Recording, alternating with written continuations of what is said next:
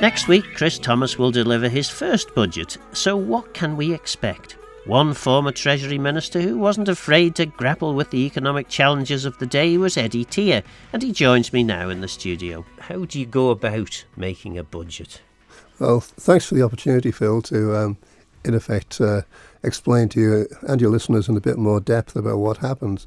Normally, you start off with a blank piece of paper in August, and then my own personal way of approaching it was you got briefings from departments, but you need to validate these briefings. So I had lots of contacts in the industry, and I would give me contact a ring and say, have you time for a cup of coffee? Can I pop around and see you? And I'd spend maybe an hour or so with them, just talk about general issues. How do you see the economy going? What are the pressures on your sector? Are you hiring? Are you firing? And what do you see as the potential pinch points going forward? And something else too, which is in effect fairly easy to do, is if you have a word on the removal people, how many wagons are leaving the island compared with how many are coming in. That gives you a feel on the movements of population. And you do have Treasury has a statistical team that check all these things, but as ever, if you've spent any time in dealing with money, it's always good to do a sense check on these things as well, isn't it? Well, it is. It's not that I don't disprove them, but there's two issues here, Phil. The first is that the information they get is somewhat out of date by the time it gets it, or by the time it gets to me anyway.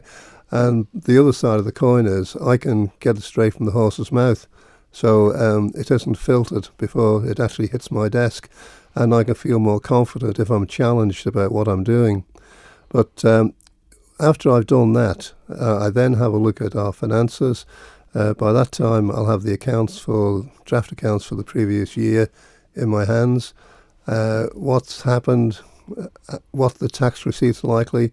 So I'll have a word on the assessor of income tax, get an assessment, if you pardon the pun, from her, and then we just actually push and go. So we'll... And at the very start there, you referred to a blank piece of paper, but we often hear about this back to basics type budgets where we go for a kind of a fresh start, and nothing is on the table. It's all about what you actually need. A proper review, unlike this is what we had last year, so we could do with a bit more. There's two issues. The first is the build on what you've had before, as you quite rightly pointed out. And so my own policy was to disabuse people of that opinion. You had to justify everything you got. And you were good at disabusing people well, of their opinions.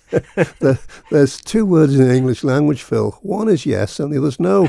And you've got to use no from time to time, not only with departments, but with the general public as well. And I think you need to be fair.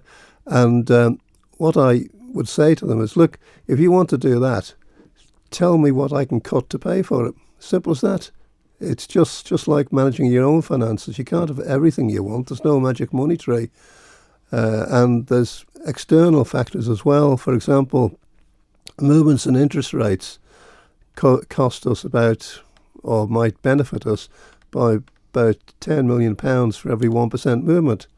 So if interest rates go down, bang, we got a problem. Interest rates going up now, and I would suspect that's why there's been an increase in personal taxation receipts over the last year or so. And the going then back to the process. I think we'd got as far as August with the blank sheet of paper. Yep. All the departments presumably. Their role, and you've been in departments before, so you know roughly how this works. Each department has had a budget. They have to look at what the pressures were on that budget. They have to look at the responsibilities that they have, whether there are new responsibilities that have been given to them during the year, and then work out what their priorities are, and then create a budget based on that, which they then come to talk to Treasury about. Yeah, the department and the department members come into Treasury, and it's. And I should say this was when you and I were in the corridors Yeah, of power. I know, Things might have changed now. Well, it's been 10 years, and some would say I'm well past my sell-by date and I'm on my use-by date. So if you have a look at it, we debate with the departments, and then we've got to try and balance the demands of one department against the needs and demands of the other. So then we'll work up all the figures. We think how much we'd be able to spend, so then we'll be able to parcel that out to the departments. So then we'll do a draft budget. It's normally taken, the first cut, if I remember rightly, is taken to the Council of Ministers in November during my time. And then there'll be further discussion in the Council of Ministers. And then by December, it's virtually set in concrete. And the work. Certainly in the later years of our last administration together, there were some quite thorny issues that would be presented at that November budget. So it was very much a case of, this is the gap in the finances. These are some of the solutions to fill that gap. And most of them were quite painful solutions, it's fair to say. But they were difficult choices that needed to be taken. Well, they were difficult choices, Phil, but I think as long as we explain to the public and were, to use a much maligned phrase, open and transparent with them, they might not agree with what we're doing, but they would understand why, and that's the important thing. Because I found with myself that when I got my collar felt by a constituent or member of the public, why have you done this, Eddie? Why have you done that? I'd say, well, actually, it's because of this, this, and this. And they say, oh, all right, okay. I don't agree with you, but I understand why. Yes, and again, that's an important part of the role of a politician is to have those conversations, and they are often difficult conversations to have, aren't they? Well, they're not comfortable conversations, very much so. But as I said before, you have to say no from time to time. So we got the budget agreed in December by the Council of Ministers, and then it has to be worked up into a final budget document with the Treasury Minister's foreword in there, stating the policy and why we're doing it. And then in my days, it was made available to Tynwald members 7 days before the budget meeting. I know it's longer now. I think it's 14 days before the actual budget sitting. And the briefing was given to the Tynwald members on a confidential basis. It wasn't to be disseminated to anybody outside Tynwald. And then on the actual day of the debate, it was always a bit of a nervous time, especially with the Treasury Minister. So the Treasury Minister would move the Treasury order paper or the budget order paper, and the normal form of events would be the Chief Minister would second it and reserve the remarks, which would enable him to come in later on in the debate. Now, when I first started as the Treasury Minister, I had my heads of department in, and anything that came up in the debate which they thought I might not have at my fingertips, they would send me a note. Now, as time went by and technology improved, they just listened to the Tynwald debate from their office, and they'd send me a WhatsApp message, and I would just, the question is so-and-so, the answer is so-and-so. And of course, despite being pretty much on top of pretty much everything in the department, you can't, even with a kind of encyclopedic memory, you can't remember absolutely everything that's going on in the department. You can't know every single fact. You can't have analysed every single piece of data. So you do rely on officers to help you out, don't you? Well, you do, and you're there as the head of the department, but you're head of a team. So we're all working together as a team, and we can then actually present the budget and deal with any issues there and then. you do have the fallback position by saying, well, I'll come back to the House later, and then you just park the question, and then you come back at a subsequent sitting and say, that's the question, that's the answer. So you need to be comfortable and on the front foot. But the funny thing is, the harder you work is the luckier you get. Yes, that's certainly the case. Do you think most people understand the budget? I mean, most people, I guess, are just looking to see, are they going to have to pay any more tax this year? And are there some nice little presents about to be dropped in their particular area of work or where they live or whatever? I think that the average person looks at what affects them. So if I could use the analogy, a jigsaw, they look at one piece of the jigsaw, but they don't see how the jigsaw fits together as an overall picture. Now, it's up to Treasury and the Council of Ministers to actually fit it into a picture that actually works for the Isle of Man and the people of the Isle of Man in general. Now, you're not going to please everybody. That would be nirvana, and that's never going to happen. But what you can do is you can take steps to improve the standard of living and protect the interests of the Isle of Man as a whole. Because unless the Isle of Man as a whole prospers, then unfortunately there's not going to be the money there to enable the services to be supported. So, we've heard the timetable for producing a budget.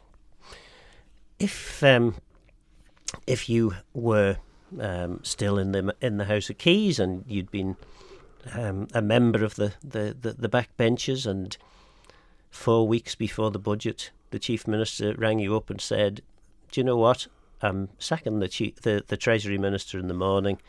Do you fancy a job?" Well, first of all, what would you have said? And secondly, what chance do you have to influence the budget by that stage? The first reaction, I get me bicycle clips, because that would be a most chastening experience. And to what opportunity have you got to try and influence? Zero. You can just basically add a few frills around the outside, but the actual core of it you can do nothing about. You're stuck with it.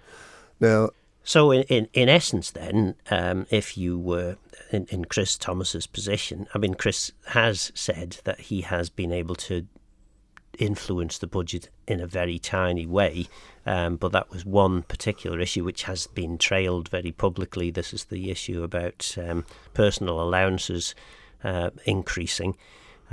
He's managed to do that, but effectively, I suppose what you're saying is most of the budget that he'll be delivering will be Alex Hallinson's budget. I can't see how it will be any other way. Now, Chris is, in my opinion, very able. There's no doubt about that. He's highly intelligent, but I don't envy him the position he's in now, because he's going to get blamed for any perceived failings in the budget, but he's had very little input into its preparation. So it's the worst of two evils, really. I suppose, as Treasury Minister, though, you can point to what you've just said. Well, look, I had 24 hours to influence the budget. I haven't been able to rewrite the budget. And if the electorate spare me, and if the new Chief Minister decides to reappoint me, then maybe next year you'll be able to see what a Chris Thomas budget would look like. Yeah, I think it puts them in a good position if he wants to be the Treasury Minister next time round. As I say, if he wants to stand and if he is successful in the next election. But he will be taking on a big commitment because there's a major deficit in the Isle of Man's finances. We're spending more per head of the population than other jurisdictions, which I'll go into in more detail later if you want. But it's not a pleasant position to be in at this time. Well, perhaps the obvious place to look at then is the state of the reserves. We've heard a lot of mention from various people about reserves. It's quite hard to get your head round if you aren't an accountant or you haven't worked in finance areas in government. It is quite hard to understand, but effectively, the overall figure on the reserves seems to be slightly higher than maybe it was 10 years ago. Yeah, but that's with investment reserves, and with the stock market at all-time highs, a rising tide lifts every boat. So these reserves have gone up fine through stock market appreciation, but the market can go down as well. I'm old enough to have seen major falls, some cases 30-40% in the stock market within a relatively short period of time. So we can't rely on that. Now, the position has been masked to a certain extent over the last 5 years or so by the borrowing or the raising of a bond for £400 million. So that's given them the liquidity. But I don't remember anybody who's saying or has said that £400 million has been spent, but it's gone as far as I can see. And I'm definitely not comfortable with the overall position, because over the life of this administration, which has been pointed out by the Economic Policy Review Committee in their recent report, they will have spent £500 million more than they've had coming in, and that's after a profit of £64 million through the Max Electricity Authority, as it was then, gas hedging, which was put in place when I was the chairman. So that's £500 million has been spent, effectively a £500 million loss, if we're talking in basic profit and loss terms, and I know you can't really with government, but that's a lot of money, isn't it? It's a lot of money, and it has to stop. It just can't go on indefinitely. Now, well, it particularly has to stop because we've only got, what was it, 1.8 billion now in reserves, something like that. Yeah. And you even my basic maths could understand that with increased budgets, there's only so much that you can take out of those reserves before they're not there anymore. Well, the other thing is too that these reserves in the main aren't general reserves. They're set against specific liabilities. For example, National Health Fund. You can't spend any more than that. But what I have noticed is that in my day, I think it was 16% of national health insurance contributions went to health. Now it's 24%. So they're actually using the funds more aggressively, in my opinion. There's a separate fund which is set to support the Isle of Man government note issue. You can't use that for anything else. It's boxed for that under the terms of the government note issue. And if we attempted to interfere with that, then people wouldn't accept Isle of Man government banknotes. And effectively, government note issue means the coins and banknotes that exist on the island. That's right, yeah. Everything which we have, which carries the King's face now or the Queen's face it used to be. Yes, so it's all pointing to a very difficult picture. Regardless of the change in Treasury Minister, what would you have expected to be happening in terms of this year's budget? Bearing in mind, of course, it's an election year, and most MHKs, I from what I'm hearing, would quite like to be an MHK again after the 2026 election. Well, I can't see them taking any sweeties from the babies, that's for sure. It would be a steady as you go. I think we'd probably both agree if you're going to do anything dramatic, you do it in the first year of an administration rather than the last year. And I can quite understand that because you're thinking of your future. People believe that politicians have a super job, super pay, but you're only in a 5-year contract after all. And at the end of that, if you don't pass the beauty parade, you're out. End of story. Absolutely. But hopefully places like Manx Radio will still exist in the future, and ex-MHKs might have half a chance. But yes, I mean, but it is a serious point. As an ex-MHK, there are quite a lot of roles, certainly any role in public life, particularly in terms of working for the government in any senior capacity, becomes quite a challenge, because the new MHKs will say, well, you've lost your seat, and actually we don't want to risk any public fallout by appointing you, as even though you might be quite capable of doing a job. So you've got to bear that in mind, I suppose, as an MHK. Well, if I could just digress for a brief moment, Phil, the thing that's concerned me is the lack of corporate knowledge. And once a senior member, especially of the House of Keys, leaves for whatever reason, everything that they've learnt about government, their connections in industry, in the UK, in politicians in the UK, is gone. So I did leave a note in 2016 when I left to my successor saying, if you want to pick my brains, you're very welcome. Nothing happened. And I know Alan Bell, whom I had a lot of time for, he had tremendous contacts down in London, both the House of Lords, House of Commons, business contacts down there.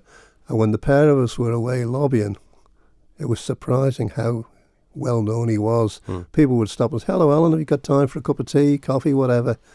And I would have hoped that his successor would say, could you come down to London with me on an occasion or two and introduce me to your contacts? And that would get the new Chief Minister, Treasury Minister, whatever, up to speed much quicker than having to work up your contacts yourself. And it's not just that, I suppose. It's also understanding how the system works, because you do need to have some. I mean, but I would imagine anyway, as a brand new, wet behind the ears MHK coming in to try and consider your first budget in February, it won't be that easy to get your head round it all. No, it isn't. As I said before, I do deeply sympathise with Chris Thomas. I don't want to increase his anxiety level, but it's not going to be an easy time for him. But I'm sure he will handle it responsibly, and he doesn't bear any liability or responsibility what's gone on before. And they should have pulled back sooner on this increased expenditure. An illustration is us older section of the community. I'm not putting you in that category, but older section of the community. I'm getting closer now. We got 3 years ago, I think it's £300 cost of living payment in our pensions. Now, I did say to Alex Allison, whom I bumped into afterwards, why didn't you means test it? He seemed crackers to me. Why did you give it to somebody like me? Because I'm in a fortunate position. And he said, oh no, we couldn't means test it. Now, if you couldn't have means tested that, how can you means test other benefits? It just didn't stack up to me. Yeah. Let's look then at the headline that's likely to be in this budget, and it's one of those rare occasions where the Chief Minister, probably even more than the Treasury Minister, have trailed this particular issue, and that is personal allowances. Obviously, the personal allowances is going, well, according to the media releases, we'll have to wait and see what's in the budget, but according to the media releases, the personal allowances are going to be increased, and in some way that compensates the lowest paid in society, who were going to benefit from a 9% increase in the minimum wage to achieve the living wage. How does all that work? Well, in effect, it reduces the income of a person which will be liable to income tax, and I think that's a good thing. And also, too, it'll help the economy because it should leave more money in the hands of the public to spend in the local economy. Now, in the Isle of Man, for the benefit of your listeners, it's currently £14,500. In Jersey, it's £20,000. Jersey has a surplus of just under, I think it's £49 million in its budgets. We have a deficit of nearly 100 million. So there just needs to be a bit more scrutiny on what we're spending. So how have they done that? Well, I would love to know, because I think they got a tighter control over their expenditure. I'm a director of a Jersey company, and I go down to Jersey on a quarterly basis, and it doesn't look as if they're skimping on anything. They're doing well. Now, in last year's budget, the Isle of Man, on a per head basis, allocated just over 17,000 per head of population, public spending. In the Isle of Man, it's 11,500. So in Jersey, it's 11,500. Why? And Jersey spend less on health than us. Why? And similar comparators with the UK. We're also out of line. I mean, the difference, I suppose, in the UK at least, is that local authorities, of course, pay for some of the services that are delivered at a national level here. And presumably, I mean, I don't know, is there some sort of health insurance in Jersey? Or how, you have to pay for, if you're able, you pay for or make a contribution towards an appointment with a doctor. Fine. But at least you do get an appointment quickly. Yeah.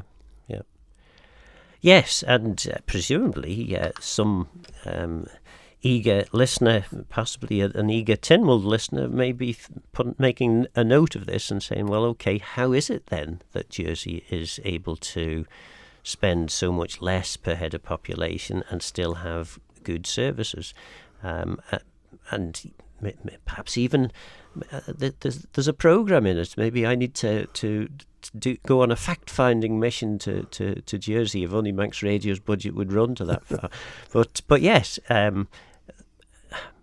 it's certainly quite a stark difference, isn't it? I mean, we're talking, 40% more, maybe even more than that. Yeah, more than 40%. It really illustrates that we should stand back and look at what we're doing. I'm not saying that we're apples and apples here, as you pointed out with the UK. In some cases, apples and pears. But we should be having a look, and we should be open with the public and saying, look, we can't afford to do everything we're doing. What is essential to do as opposed to what is nice to do? And we'll have to actually deal with it because we can't, as I said before, carry on as we are. The other little issue I would be looking at is immigration. Now, I agree that we should be increasing the working age population, but should we be allowing older people to come to the island who, whilst they might be in good health at the moment, wind the clock on 4 or 5 years, they might be calling on our health services. So we need to be more selective in allowing people into the island. Now, you recall that there's legislation on the statutes books. And before our time as well, isn't it? Even before our time, the Residency Act. Now, it just needs an appointed So, I mean, day. that's a good quarter of a century old, that legislation. Well, all you have to do is to decide how you're going to implement it and bring in an appointed day order. Job done. So it's fairly simple. So why haven't people done that then? I just don't know. It's too easy to say, well, I don't want to change the status quo. But if we're going to get out of this hole, we need to do it. It's funny, we had on the programme last week the former president of the Manx National Farmers Union, Ian Parsons, talking about the meat plant of all things and saying, we've kind of tinkered around at the edges on this for pretty much since 2008 when we lost the red meat derogation, but also lost a big chunk of VAT money from the revenue sharing arrangement. And it's time to do something radical, was Ian's view. But actually, we're not good at doing radical in the Isle of Man, are we? We're not. Now, to support Ian, I would say 100% agree with him. And to put a bit more meat on the bones, we had to leave the derogation because at the time we were in the European Union Common Market. We're not now. So why don't we just bring it back in? Yes.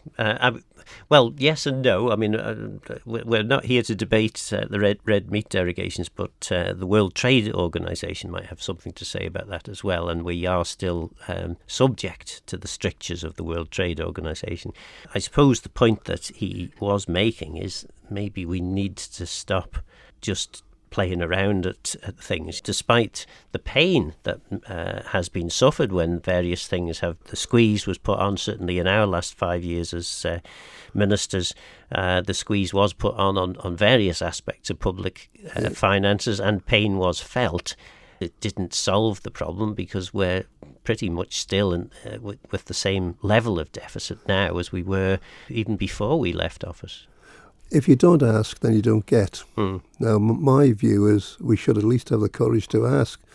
By being timid isn't going to solve anything at all. But if you have a look at the first couple of years of accounts during the Quayle administration, the deficits were starting to come down. So I think Alan Bell can hold his hand up for that. Because that was as part of his administration. And then once the effects of what he'd done wore out, as it were, then the deficit started to rocket. Yeah. And to labour the point I've been trying to make, that needs to be dealt with. And dealing with that doesn't necessarily mean squeezing public finances and causing services to be cut. It could mean a kind of a radical rethink about how all of this is done. Well, how services are delivered. Now, I apologise for getting rather technical, but your listeners probably haven't heard of the concept span of control. Now, that's the number of layers of management between the boss and the cleaner, as it were, metaphorically speaking. Now, in my former life, we used to have a look at how many layers are there, and if it got to 8, it was a bit punchy. So I remember we took out a complete layer when I was in health. Now, when that happened, did anybody complain about the standard of service going down? Now, roll on, and a large part of that work has been undone, I feel, maybe unduly critical, but has the standard of service to the public improved since then? I would say not, from the feedback that I get. And AI, this is possibly seen by some cynics as grasping at nettles, but is AI, artificial intelligence, likely to resolve some of this? Because presumably it can help decision makers, so you can avoid some of the layers of bureaucracy by relying on AI. You can actually deal with some of the more mundane tasks by AI, like, for example, benefits calculations. Talking about benefits, the state public sector pay, or the public sector pay body, they still send out every month pay slips. They even send them out to pensioners. Now, they don't change month on month. I get a pension from my former employment with the bank, and I never get an advice. The only thing I get is at the end of the tax year, a T14 saying how much I've had over the year. And also, too, when there's a change, if there's any change, I get told then, but otherwise not. So there are things, simple things, that can be done, fairly straightforward. But as I said before, it's easier just to carry on as you are. And that often is the problem across government, whether we're talking about budgets or whether we're talking about any area of government. It's more difficult to get agreement to what the solution might be than it is to accept that actually we'll just carry on with the problem we've got and maybe throw a bit more money at it. Well, the first thing is you've got to accept there's a problem. Now, I don't think that on the basis of the figures before you could argue that there wasn't a problem. And then to go back what I said before about openness and transparency, we must explain to the public that there's this problem, we can't carry on as we are. So what we're doing is, in the long-term interests of the sustainability of the island, we have to do this. Sorry, but we're in the corner and we've got to come out fighting. And two, I'm also anxious that the island looks to the next sector to grow the economy. Now, I get on a regular basis the Weekend Financial Times, and on occasions there's adverts from Jersey and Guernsey. I don't see any from the Isle of Man. Interestingly enough, the one from Jersey says, "Come to Jersey, stable taxation." That's a nice dig at us, having put the tax up to 22% and then reduced down to 21%, and it gives out the wrong message to potential investors. We've kind of been talking primarily about expenditure, but income is the other way in which we can solve part of this problem. It is fair to say that for quite some time now, it's probably getting on, we're well into the second decade, where we've struggled to see the levels of growth that the Isle of Man benefited from prior to the early or to mid 2000s. There's a need to diversify the economy and also to encourage our new graduates from the island to come back to the island to work as well. Now, I'd done a lot of work with my colleagues in Treasury, working up a scheme to encourage Isle of Man nationals who were graduates from UK universities or further afield who've been supported by the Isle of Man government to come back to work on the island. Now, my scheme was, for what it was worth, to offset any income tax they paid on employment in the Isle of Man against their student loan. So the chances of us recovering the student loan might not have been strong. So from a cash flow point of view, it wouldn't have been very impactful on our finances. But we don't seem to be able to think outside the box and take things forward. And that is what's needed, isn't it? When all else seems to be failing, and again, I certainly wouldn't want to cause the listener too much undue panic, but we are in pretty difficult financial times at the moment, aren't we? We are, and as I said, that £400 million has gone. There's talk now about another ship for the Isle of Man Steam Packet Company. They've just closed the consultation on that at the moment, and that's going to involve further finances as well. But I was disappointed when they bought the steam packet, which I don't think I could have recommended. I think you were the minister when we met. Yes, yeah, we were both in the room and had those discussions, and it looked to me, and I'm possibly more towards the left of centre than you are, but it looked to me as though a deal could be done where the steam packet would still be an independent company, and we would get pretty much most, if not everything, that we wanted. Well, I wasn't impressed with the openness of those representatives from the controlling bodies of the steam packet when they came to see us. They didn't appreciate that we'd done our homework, that we knew what we were talking about, and that was about the briefest meeting we ever had, wasn't it? Yes. They bounced out through the door afterwards.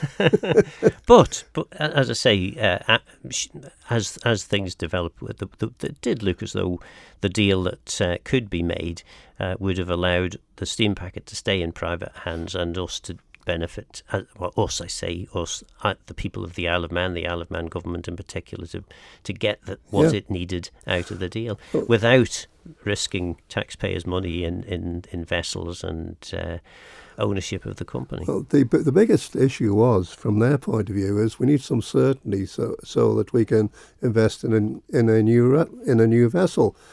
But why pay them for a piece of paper that we'd given them earlier? My own personal decision would be, right, we'll take the uncertainty away. We will buy a ship suitable for the Irish Sea, which we'll lease to you on commercial terms, be a bareboat charter. So in other words, it'd be all with their livery on board, Isle of Man steam packet, but it'd be owned by the Isle of Man government. Now there'll be two positive sides to that. The first would be that we had a tangible asset. The second would be, as the user agreement started to wear down, they would know full well that we had Plan B in place and they couldn't do anything about it. So it put us in a much stronger negotiating position. Yeah. And what do? We buy a piece of paper on the basis that it's a arm's length transaction, and then there's questions in the House of Keys in Tynwald. Now, and anyone with any political nous must realise that an arm's length company that's owned by the government, that is in so much, there's so much public interest in, is never going to be an arm's length company. Correct, but I also feel that the Treasury Minister should not have answered those questions. He said, well, look, the resolution of Tynwald was arm's length, and you're asking me to go against that now. So I'm sorry, I can't do that, and just sit down. And some Treasury Ministers in the past would certainly have done that. I remember you well, Eddie. In terms then of, I'm going to ask you to do your Mystic Meg thing, whether you can do that or not, I don't know. What do you expect to see in the budget? Are there going to be rabbits pulled out of hats, or are we? Is it, at the best we can hope for is as steady as she goes? I can't see any rabbits being pulled out of the hat because there's no bottom in the hat now. So, but I can, well, they've already said there's going to be a change to the personal allowance, but I'd be very surprised if there's going to be anything beyond that. As you said before, we're into an election year now, and it's not the time to do anything drastic. And I do sympathise with them, but it's problems of their own making. And reserves, I mean, are reserves likely to be continued to be relied on? Are we going to have a deeper dig into reserves, or where would you think that they'll go? I think in the short term they will be, but you can't rely on them in the long term. You've got to sort of grasp the nettle and deal with it. And the next administration are going to have a difficult job, and they'll need some steel in their backbone.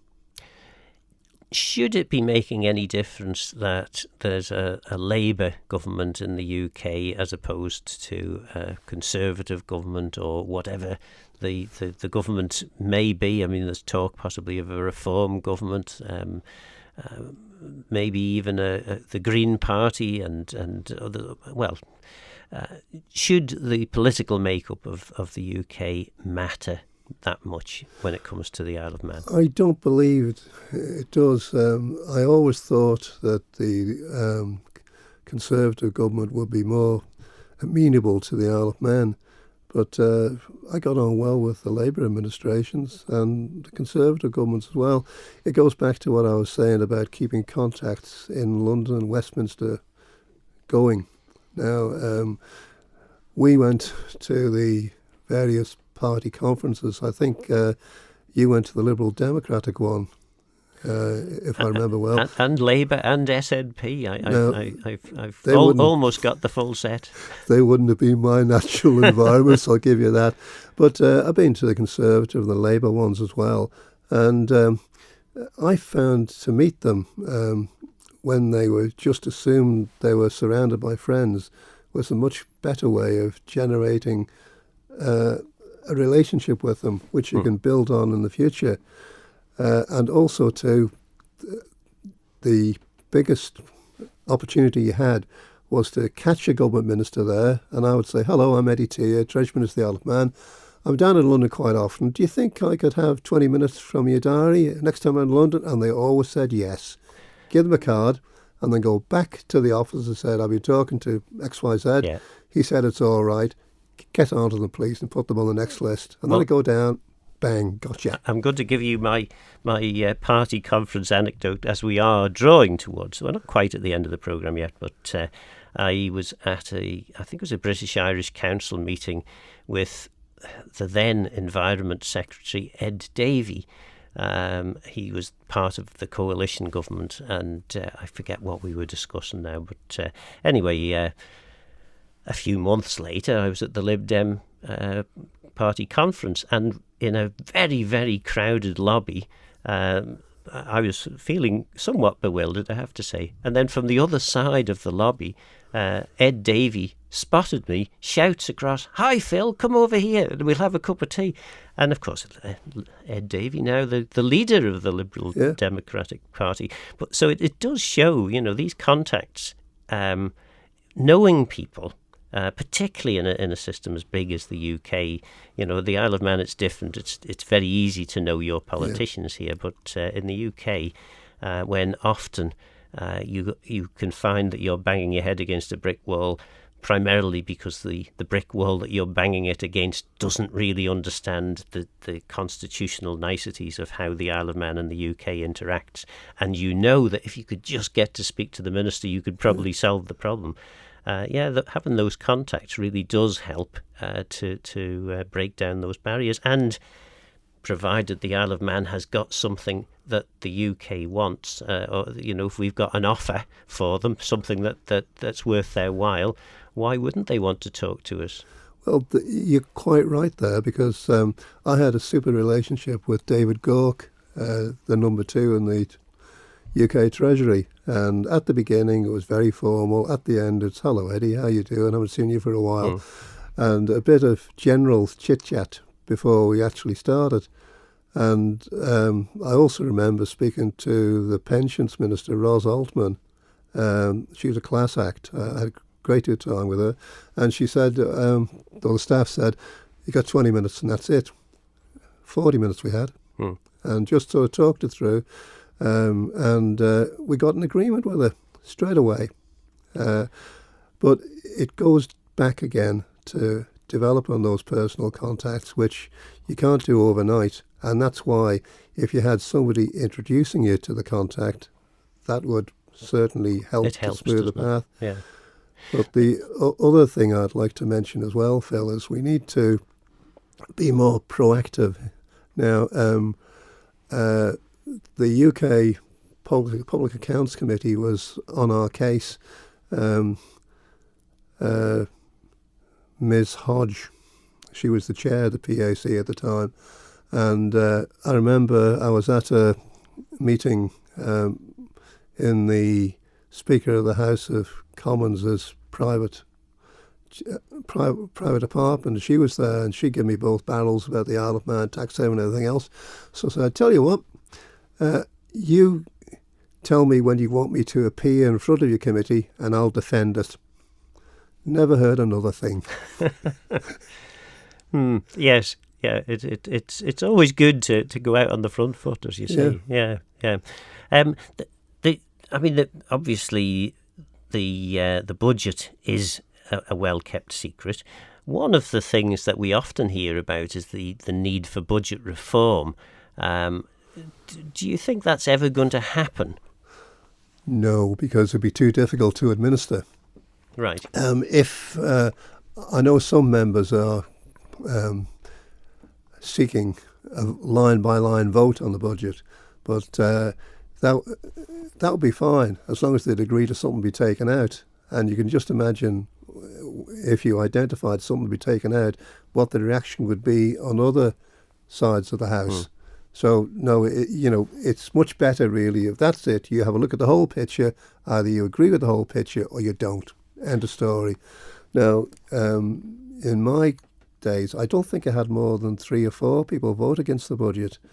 And you probably noticed I didn't labour the point in doing the summing up. If you feel you got Tynwald members with you, you don't insult them by actually going through every issue point by point. Just pick out the main ones, do 15 minutes summing up, and then thank you very much. Well, we'll find out. It's fair to say Chris Thomas is not known for brevity, but we will find out on Budget Day whether he is going to be relatively brief or whether he's going to go chasing after every single rabbit that's presented to him.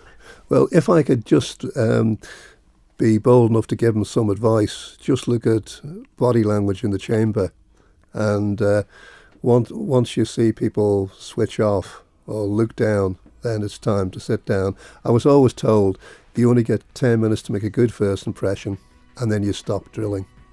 That was former Treasury Minister and MHK for Air, Eddie Teare. So what do you think?